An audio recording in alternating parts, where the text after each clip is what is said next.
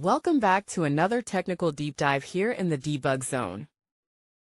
Today we're tackling a big question and breaking it down with insights from other users. Hopefully this clears up some misconceptions and helps you get the answer you need. So buckle up, stay a little curious, and let's jump right in.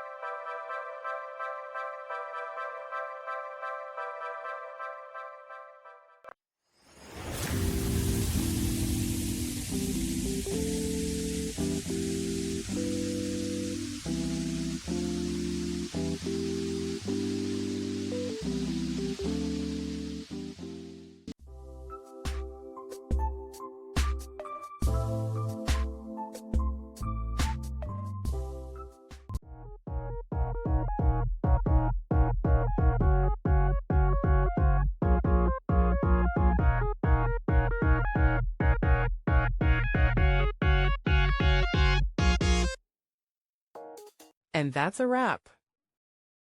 I hope you found the answer you were looking for. If you did, take a second to hit that subscribe button. It really helps out. And let me know in the comments which solution worked best for you. See you next time in the Debug Zone.